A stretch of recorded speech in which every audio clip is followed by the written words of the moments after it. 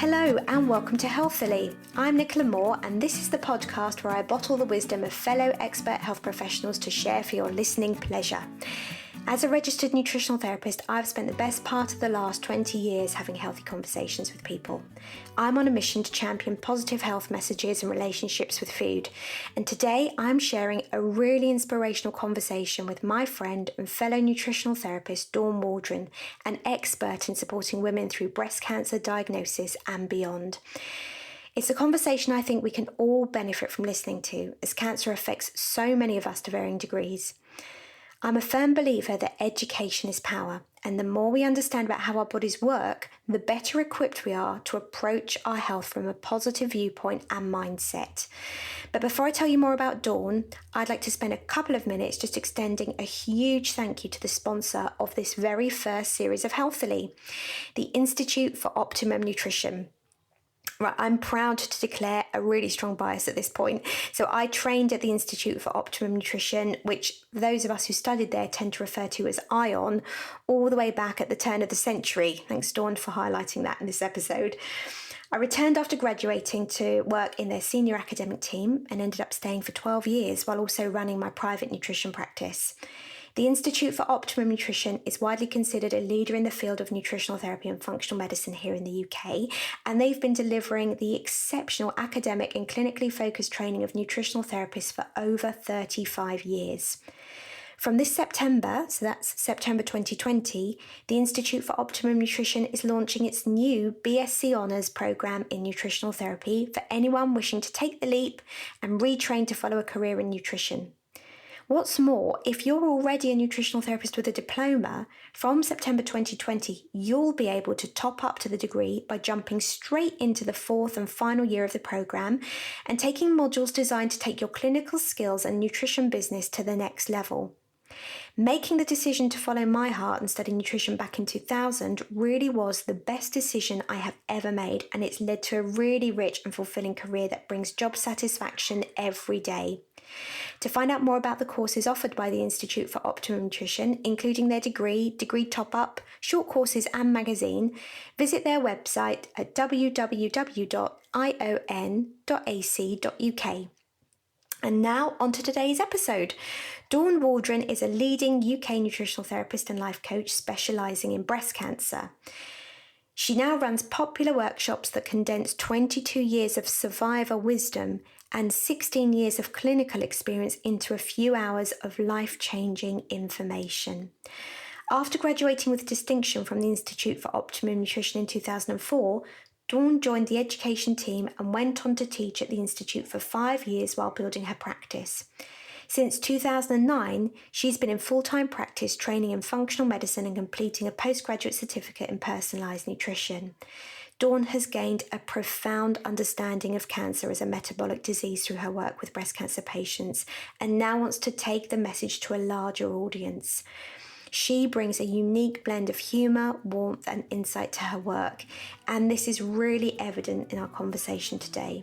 It was such a joy speaking to her, and I really hope you find this conversation as interesting to listen to as I found to have with Dawn myself.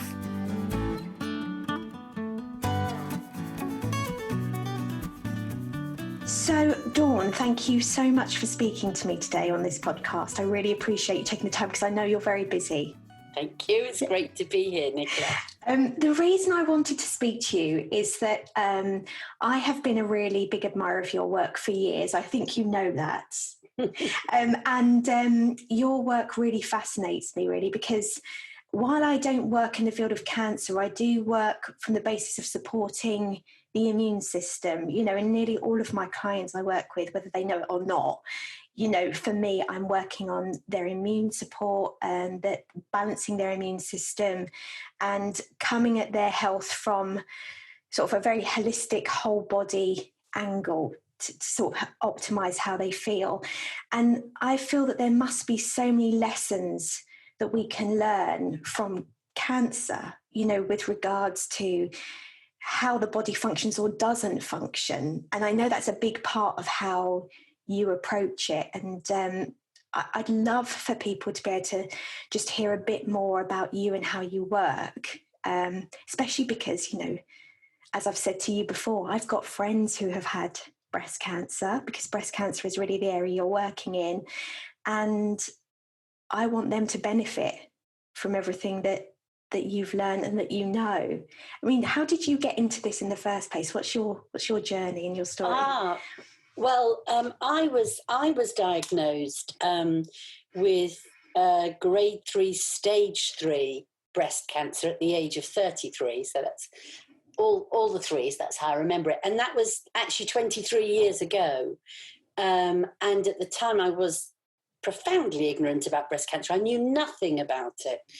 There wasn't even the scare that there is around breast cancer back then that we have now. And I had a 2-year-old daughter as well. So it was tough times. And my prognosis was very bad. It was a receptor negative cancer. We'd probably now call that triple negative today. And it was all rather shocking.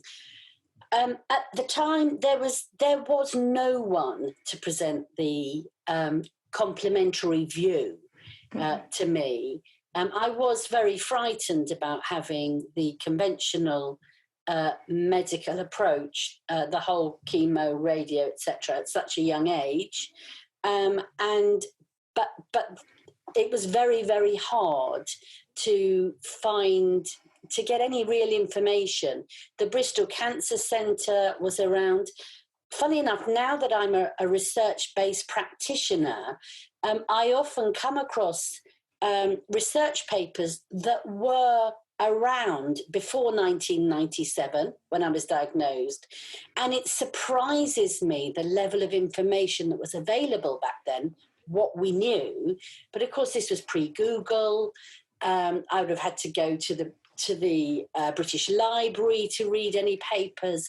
So it was very, very hard to work out what to do. It's so often the way it is as well, isn't it? If you're looking, I find in many ways with regards to nutritional research or a lifestyle or anything like that, it can take years and years for the good information to actually come through and become more mainstream. That's so true. There are so many factors around that. Back then, at least, there was less disinformation. You didn't have to wade through too much rubbish to find something of interest. But it was very hard to get any information that wasn't conventional. And actually, even the conventional approach was not well explained. I dare say not well understood, actually, by most of those applying it, despite the absolutely wonderful care that I got at the time and that I'm very grateful for. But it is very hard. And increasingly, there are so many myths around all sorts of things to do with health. And so much of the science that we say we follow as a nation, if you like, is based on really very outdated information and half-truths or poorly understood truths. So we have to work quite hard to dig underneath that. I find that's particularly important for me because it's very, very important that I satisfy myself that I don't make anything worse for my clients. So I need to really understand. If someone says, right, you mustn't use antioxidants with chemotherapy, I want to understand what that really means, because we do need our antioxidant pathways to work in our bodies. And while you're being given chemotherapy, you will actually, your body will be launching some level of antioxidant protection for you. So what does that really mean? So and there are some very interesting papers about so, for example, when you're having chemotherapy, this is jumping in the deep end, isn't it? But just do it. When you're having chemotherapy, it is widely considered, and medical pharmacists will tell you that you mustn't give any form of antioxidant supplements. And certainly that's something that I am very much aware of. However, for a lot of patients, if their antioxidant capacity is totally overwhelmed by the toxicity of the drugs, actually it can stop the drugs working as well. So it can inhibit some of the cellular reactions, and you get this sort of spillover toxicity and reduced effectiveness of the drugs. So in fact, if only we would work in a more integrated way, we could actually look at these things on a drug-by-drug basis, on a person-by-person basis. So, for example, you could look at somebody's genetics, their nutrigenetics, and you could look and see if they are somebody whose antioxidant pathways are naturally compromised. Absolutely, yeah. And you might well then think, okay, so this person may need a little bit of antioxidant support to make the most of chemotherapy. Yeah, and that's what you're about, really, isn't it? It's Absolutely. how to optimize the conventional treatments. I'm totally in favour of doing everything you can to beat cancer. I think we need to throw the book at it, and I know a lot of practitioners agree, whether they're working in nutrition or other sort of integrated therapies. It's not about either or. This is about trying to hit cancer in as many ways as you can simultaneously. That seems to give us our best hope. And so, yes, I'm very much about helping clients make the most of treatment, make the most of what's available to them. So, for example, there are case studies where turmeric, or it tends to be called curcumin in research studies, have helped to bring about complete remission alongside chemotherapy drugs, and works better than the drug alone. And with the drug, it works better than turmeric alone. So we understand that there are synergies. And I find that exciting. That is exciting, but also I know from my own personal experience in the family of cancer, that, and this is why I suppose as a practitioner, I strongly believe, especially with cancer, you have to work with a specialist. This is all you do, breast cancer. There's so much out there on Google about curcumin or turmeric, but actually, in my experience of family member with cancer, for that particular type of chemotherapy, which was not breast cancer. Yes, yeah. Turmeric was contraindicated with that particular type of chemotherapy. Yes. So and you do have to look at it very carefully. I mean, I will regularly, my clients, I really encourage my clients to be very open about about everything they're doing with their medical team. I strongly encourage and almost insist that they share their plans, because we're all in this together. Everybody's got the patient's best interests at heart. And therefore, they must share this knowledge. I have expert knowledge of nutrition. I've got pretty good knowledge of the drugs, but the expertise in the drugs is with the medical pharmacist and the oncology team. We all need to work together on this. And I will frequently get queries back from medical pharmacists saying, we don't recommend this because of this situation. And I sometimes will agree with them, or sometimes I'll go back to the research and I'll say, look, yes, that was the view in 2013, but if you look at this paper here and this specific drug, you will find that, this has been... And we need to understand, if there are any clinical trials for nutrients or things like probiotics alongside chemotherapy, they must have passed safety tests in the first place. Yeah. They don't just throw buckets of turmeric into clinical trials just for the fun of it.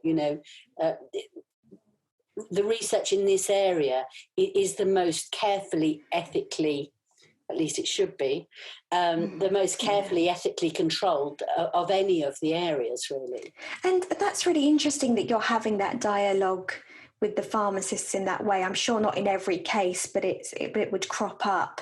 And if you do challenge something, what is your experience of the response from making that challenge? Well, it really varies. What I have found is I work with quite a lot of stage 4 clients, and they may well be going through a number of treatment stages and changes of drugs and things like that. And at each stage, any supplement protocol must be reviewed, of course, to check for interactions. And it's not unusual to find that the first time that the client turns up at the hospital with a list of supplements, that the response is rather negative. But I'm also getting used to clients come, because I don't do this on behalf of clients. I actually encourage clients to champion themselves with this. Yes, and hopefully we can get onto that, because I really love your mindset about it all. Yeah. We'll come. Yes, yeah. And so I'm used to hearing oncologists, clients coming back to me and saying, my oncologist can't believe how well I'm doing. And then there's one particular medical pharmacist at one hospital that I won't mention, who literally says, "Oh, what's Dawn recommending now?" How lovely.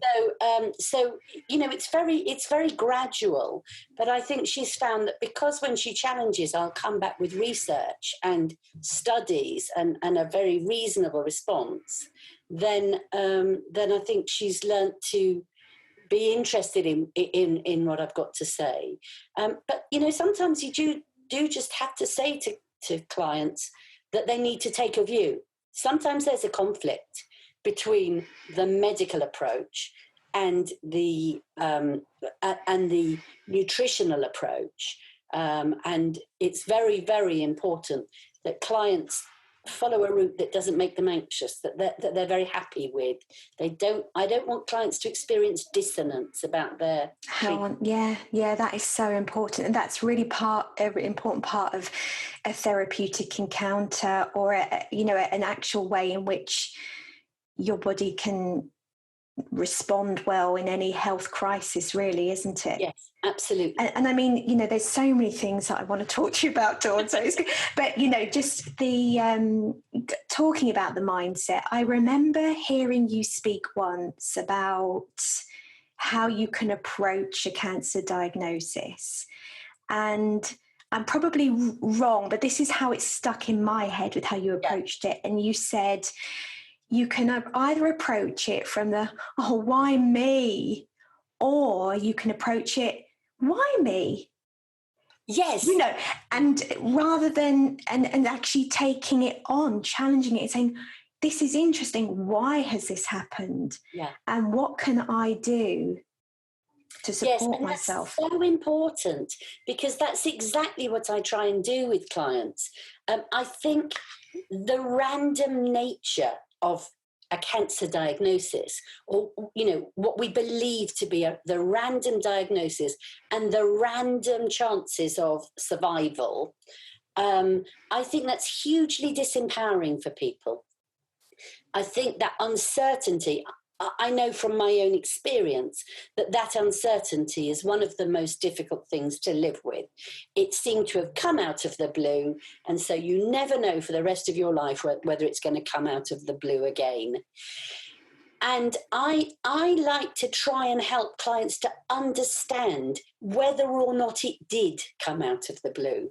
Mm. So there's no question that for some people and some cancers, there's a random element, the world we live in, the exposure. We can't always tie down where the original damage may have happened. But, increasingly, I'm finding that there aren't many cases like that. So sometimes clients come to me and they really apologize for the quality of their diet. And they say, really, really sorry, I have a really bad diet and it used to be even worse, and oh dear, and this is terrible. And I say to them, look, one of my worst nightmares is the client who comes to me with the perfect diet and the perfect lifestyle, and we haven't got a clue why it happened to them. In actual fact, if you have had a pretty dodgy diet and lifestyle in the past and you've developed cancer, at least we've got stuff to work with. And that's good. That's good news for the client as well as for me. But then if where we have these situations where you don't understand where it came from, I'm finding more and more that you can maybe look at, you'll discover that childhood exposure maybe. So, for example, we understand that exposure to some chemicals during puberty may have a fairly big impact. And then we can look at your nutrigenetics. So we may find that your hormonal pathways are really quite blocked, and it's very hard for you to detoxify and eliminate hormones properly. So there are all sorts of things we can look at. And if we understand that, then we can help you to process those things better in the future. That's why we call this field nutrigenetics, because it's the study of genes that can be influenced with nutrition. Yeah, and I love that about the work that you do. And, I think one of the issues that we have, I think, with nutritional therapy here in the UK is that it's not well understood. I'll often meet people and they'll say, what do you do? And I say, I'm a nutritional therapist. And they'll say, oh, do you do diet plans? And, and they want me to maybe look at their protein and carbs intake and their calories. And actually, we're looking at a cellular level, at chemistry of the body and how nutrition influences chemistry, biochemistry. Yes, absolutely, at a very personal level, which of course is what the NHS can't deliver. Through no fault of their own, they are a state health provision. So I like to think that I fill the gap. I fill that gap that people desperately need. We are moving. Everybody agrees we need to move towards personalised medicine, particularly with cancer. But it's not yet available unless you get the help of somebody like me. And that's personal. It is personalised medicine that we're doing, really. Yes. And we can look very closely at what your body's doing and why it might be doing it. We can test, and then we can test again. I had a great client last year. It might have been the year before, actually. I have to be very careful not to divulge too much. But she had a lifetime of anaphylaxis in response to any form of medical intervention, drugs, you name it, really severe. And how worrying for her. Yes, always worrying, but particularly then when you're diagnosed with breast cancer. Yeah. She could cope with supplements to some extent. So it was a very interesting case. They had tried to administer chemotherapy and she collapsed. It just wasn't possible to give it to her. So here's a woman with breast cancer with a with a chunky diagnosis, let's put it that way, who couldn't have conventional treatment. Now, just imagine how that feels. Yeah. Also a very healthy woman, a woman who has a healthy lifestyle. So we were right in the middle of this. Like, what do we do now? So what we did is we did Dutch test and nutrigenetic testing. So we tested her hormones. So the Dutch test is a urine test. That's a wonderful test, isn't it? A dried urine test where you can look at estrogen, progesterone, testosterone, but also how they're being processed. Exactly. Which is just gold, isn't it? Yeah. And it also gives you cortisol levels and melatonin levels, which are so relevant for breast cancer. And it even gives you measures of oxidative stress and helps you look at methylation. I mean, it is really my favourite test. I love the Dutch test, yes. So we did that, and then we did her nutrigenetics, and we found out that her estrogen pathways were severely compromised. So what would, for somebody listening who doesn't understand about estrogen pathways, what would you say that means then? Okay, so yeah, good question actually, because these things are so easy to gloss over. So we make estrogen. So not many people know that we make all our estrogen from testosterone for a start. So the philosophical and biblical sort of ramifications of that one are interesting.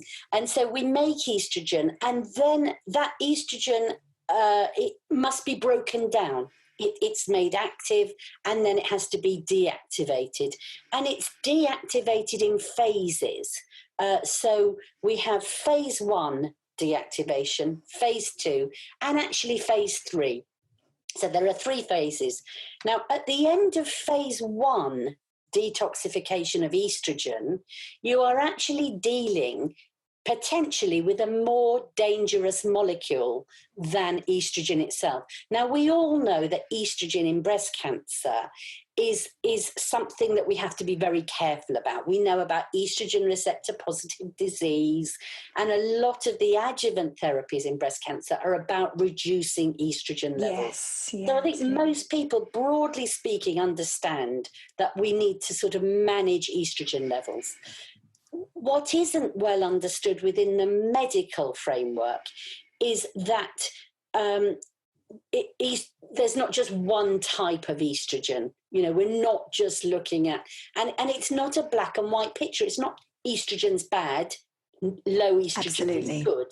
And that's a bit of a shame, because it can make a big difference to women. You know, if women routinely have their estrogen removed after breast cancer, it can cause all sorts of problems. So it would be nice if we looked at that in a slightly more nuanced way, which is what I do. So I'm particularly interested in the phase 1 metabolite, the more dangerous one, because we actually know that the body has 3 choices. So it has 3 potential routes that it can metabolize phase 1 estrogen down. And one is potentially safe, and maybe even protective, and 2 of them are dangerous. One of them, especially in the wrong circumstances, one of them, you know, exactly. So one of them gives rise to a very potent form of estrogen. So you're busy trying to detoxify it, but actually the detoxification product is stronger. And then the other one is actually, frankly, carcinogenic. So we know that it is responsible for altering DNA and causing cancerous mutations. So that's a pretty important metabolic thing to be looking at, particularly if you're looking at trying to prevent recurrence. It's quite likely that pathway may be involved in your diagnosis. In addition to that, so those phase 1 nutrients that are highly reactive and dangerous need to be passed down a phase 2 pathway to get them out of the body. And if the phase 2 pathways are not working well, if the gates aren't open, if you like, the sleep gates, then of course you can get a build-up of phase 1 as well. So we actually need phase 1 and phase 2 pathways to be sort of in sync, both of them working well. And I frequently find, and particularly, and that there are 4 phase 2 pathways, and that I'm interested in. And I frequently find, particularly with younger women, that those pathways are really compromised. That's so fascinating. And this woman, she had this. Yeah, and going back to this woman, she was a wonderful person to work with. She's an utterly determined woman. And within her, when we did her Dutch test, her estrogen levels, her overall estrogen levels were off the scale. And her detoxification pathways were very much skewed towards the dangerous form, what we call the 4-hydroxy-estrogen. 6 months later, we retested. Her estrogen levels had come right down to, and this was, remember, she wasn't having any medication. So they had come right down to the postmenopausal range, and her detoxification profile, which is shown as a sort of a pie chart, if you like. Yes. So the slice of pie, the dangerous slice of pie was also a lot smaller. And that was all done completely with diet. That's amazing, isn't it? And that is, because I rarely get the opportunity to show how powerful nutrition can be, because I'm working with the medics, and we're doing strategies together. So I can't say, well, mine worked or theirs worked. Yeah. And I know from working as a nutritional therapist that this is an impossible question to answer, because but are there any key things, just because you would have worked with this lady, held her hand, supported her, and staged the way you were working with her, and there would have been elements of bringing things in, maybe taking things out and all of that, which is a podcast in itself, isn't it? But are there any key things that you did with her in particular that you think were really helpful for her from a dietary perspective? Sure, or is it too big a question to answer? It is a big question, but let me highlight some things that I will have done. Stress was a massive issue for this client, a massive issue. Let's face it, stress is a massive issue for anybody who's just been diagnosed with cancer. Oh, yeah. It's a problem. It's a real problem, because we know that stress actually promotes metastasis and it promotes growth and proliferation. I've been quoted many times as saying that I honestly wonder whether the whole NHS budget would be better spent on sending everybody on holiday. A little bit flippant, but we do need to, and it would be great if we could get to a point where the diagnosis itself was less stressful. But if you can't avoid stress in your life, you can actually change the way you respond to stress, both emotionally and nutritionally. Yes. And one of my favourite pieces of research is that magnesium sits in the synapse. So for stress to fly around your body, if you like, the stress chemicals need to be able to jump from nerve cell to nerve cell. So if you imagine adrenaline running around your body unimpeded, making you absolutely terrified. And there's a lovely piece of research. It's actually done in rats, but I think it probably one of those things that translates into humans very well, is that magnesium sits in the gap, the synapse between the nerve cells, and it inhibits the ability of adrenaline to jump across the gap. Oh, how wonderful. So it's like it bats it back. Yes, I love it. So literally, if you're sitting in a room with a saber-toothed tiger and you've got more magnesium than the person next door to you, you'll be less frightened. That is phenomenal, isn't it? The impact on your body will be... Oh, isn't it amazing? I mean, the thing is with nutrients, yes, vitamins, minerals, antioxidants, and they're not added extras that we can just throw in as a gimmicky thing.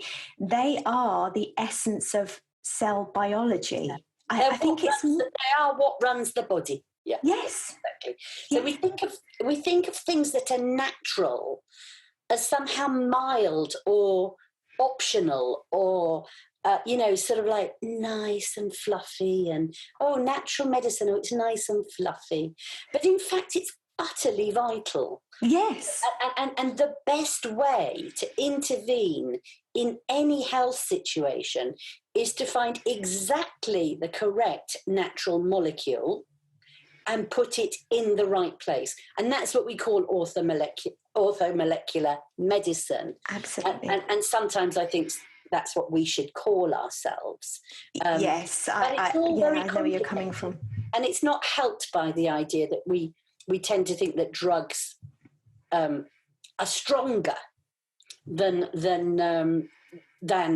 magnesium, for example, in that, So you could use propranolol to also reduce the adrenal response there, but you'd have other side effects with it.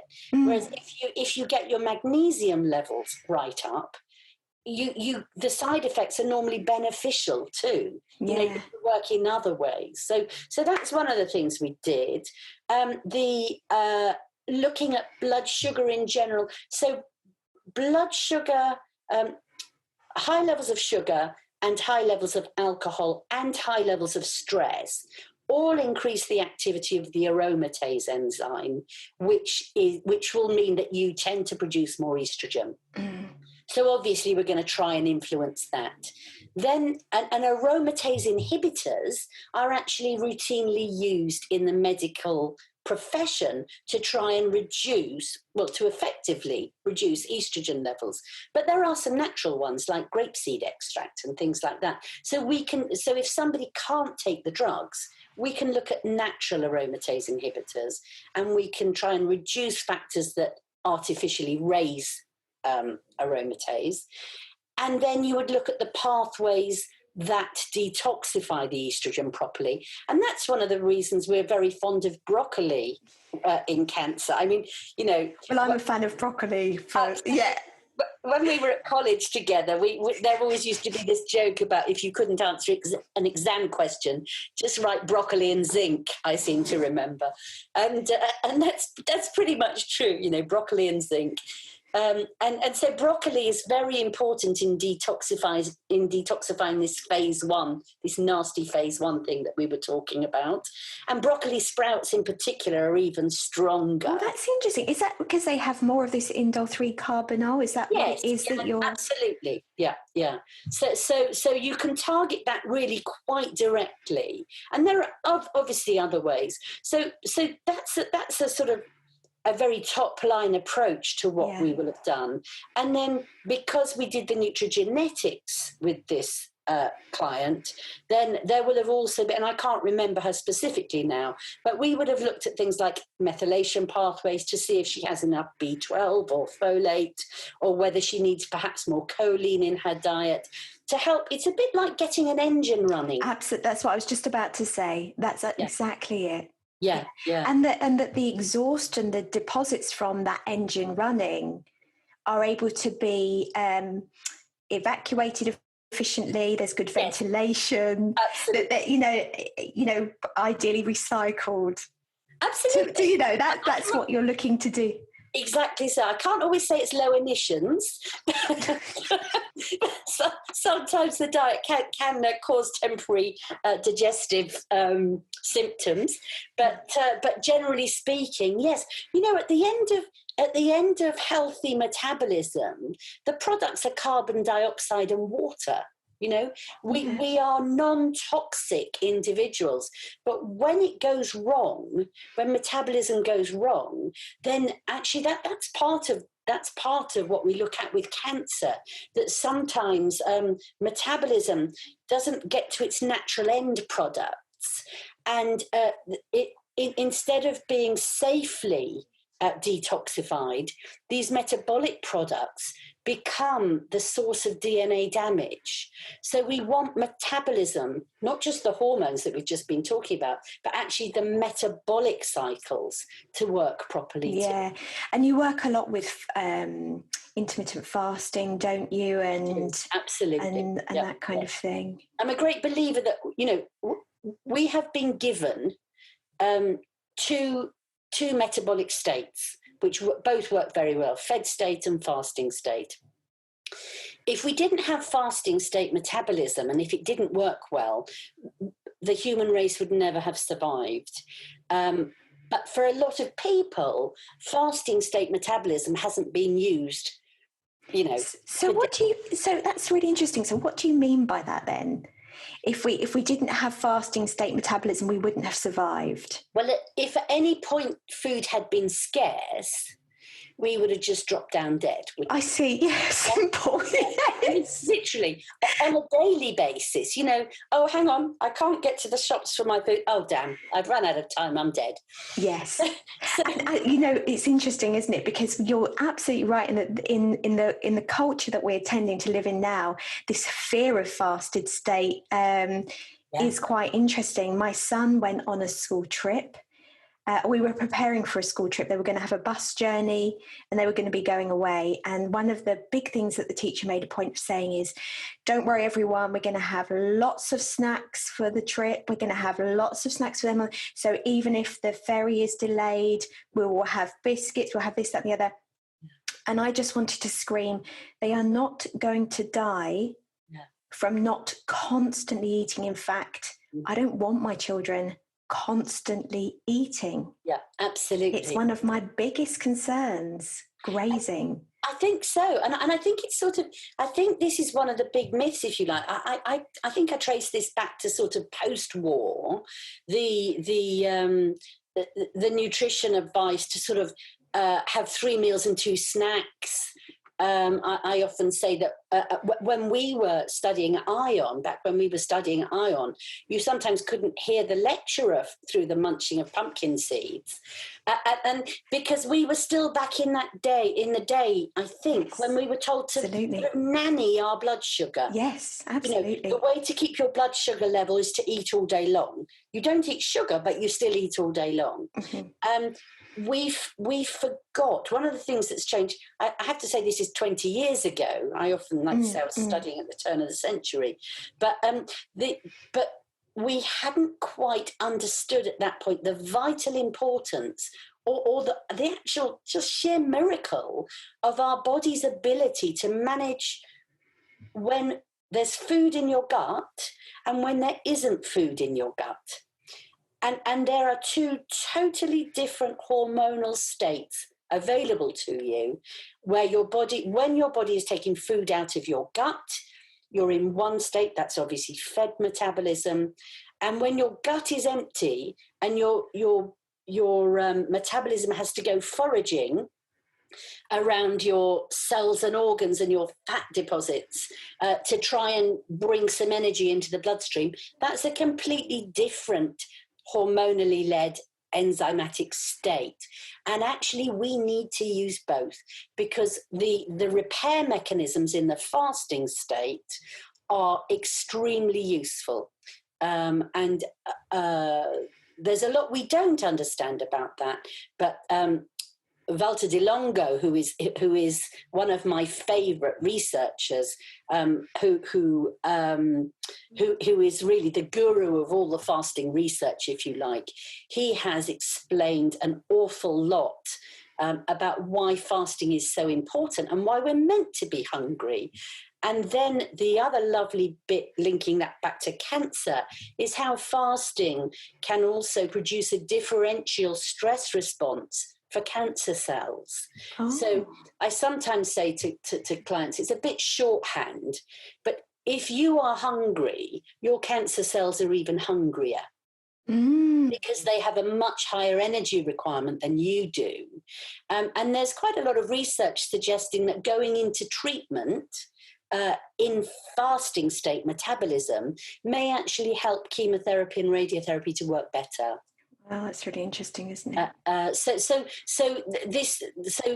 looking at metabolic pathways in a sensible way, so not fasting necessarily for weeks on end, making sure you manage your weight within healthy levels and all that sort of thing. So it's not you need to look at this very carefully, but doing controlled shift of metabolic, switching between fed and fasting metabolic state is very important in cancer treatment and cancer recovery. That's amazing, isn't it? Wow. I mean, I just think everything that you're doing, I could talk to you all day long. It's so fascinating. And there's so many more things that I would have liked to have talked to you about, but I think we're up on time soon. And you do a regular group with ladies, don't you? I do, yes. Thursday lunchtime group where we just chat things through, talk about breast cancer and nutrition. Yeah, I mean, I would like to sort of highlight, and I can, put additional information out for people, but your website and your blog particularly is brilliant. The things you write about, the way you communicate through the written word, I think is really brilliant and so easy to read.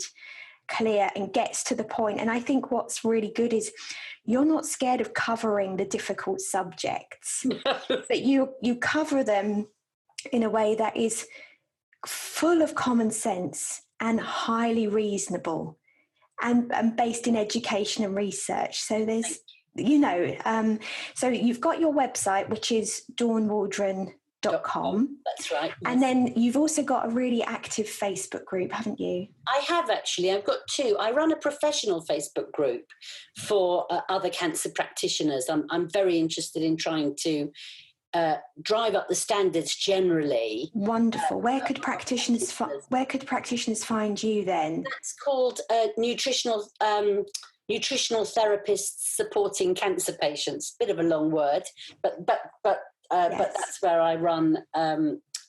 I run a Facebook group, and then my own page. I've got two pages. Over the years, my own personal page has ended up being swamped with practitioners and former clients and all that sort of thing, and that's fine by me. And then I run my own Facebook page called Power Through Breast Cancer, because my whole product is called Power Through Breast Cancer, because I found that having breast cancer really empowered me in the end. It's a hideous old cliche. No one wants breast cancer. I'm not saying that for a minute, but I have had a better life because I had breast cancer. I have no doubt about that. So I want to empower people during treatment to ask the right questions, to do the right things, to leverage their treatment. And because we know that healthy bodies do better through treatment than unhealthy bodies. Yeah. So it's all about finding your power through this process. And also then if you find your own personal power, your life purpose, the things that make you happy, those things are really integral to survival. And what if someone's listening to this and they've had breast cancer, but they're anxious about their future? Are you able to help? Do you have capacity to help women who have come through breast cancer? Yes. Well, quite a lot. I would say about 50% of my clients find me after treatment, in actual fact.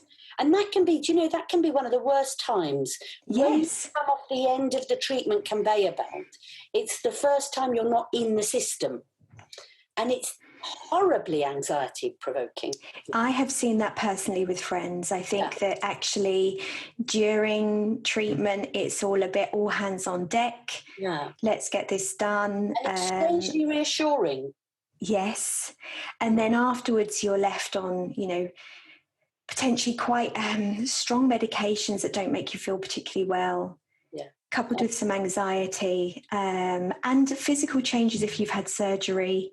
Yes, exactly. There's a lot to deal with, and long term, you're often left with a sort of fatigue. Yes, and you don't feel quite yourself for a while. Sometimes you never feel yourself again because it's a profound shift. But we can look at particularly for women pre-menopause who are on tamoxifen, for example, I would say it's still vitally important to look at your estrogen pathways, because tamoxifen is fantastic, but it only does half a job. It protects your breasts against estrogen, but it doesn't protect your uterus and ovaries. That's why we see a slightly higher rate of ovarian and uterine cancer with tamoxifen.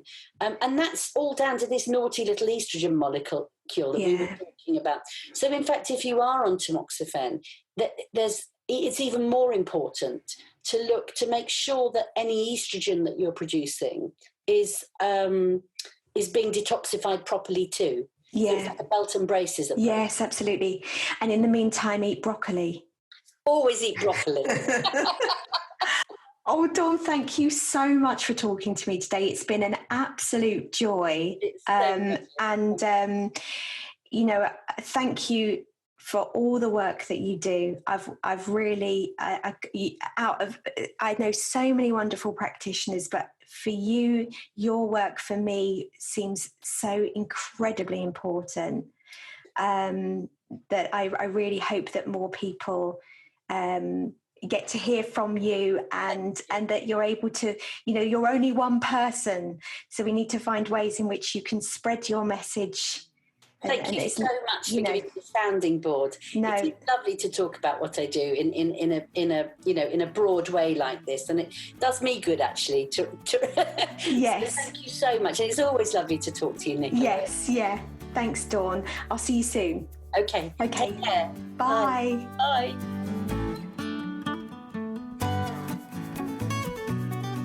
I really hope you enjoyed this episode. Thank you so much for listening. I would absolutely love to help spread the word about Dawn's work and all of the other wonderful guests I have lined up to chat to over the coming weeks.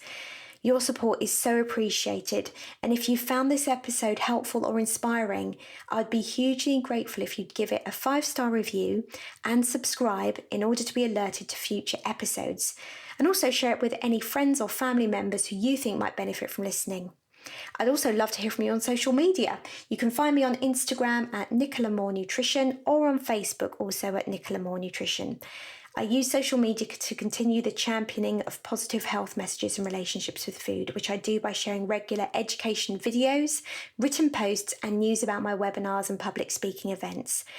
You can also visit my website at www.nicola-more.com to read blog posts and learn more about my online clinic, my work with businesses and charities, and all of the other services I provide. If you're a nutritional therapy student or a practicing nutritional therapist, you might also like to know that I run online clinical support groups for both students and practitioners, which are really good fun and have become an absolute passion of mine. Thanks again to the sponsors of this series, the Institute for Optimum Nutrition, and also a huge thank you to James Eade at Be Heard Production for his wisdom, patience and support in putting this podcast together.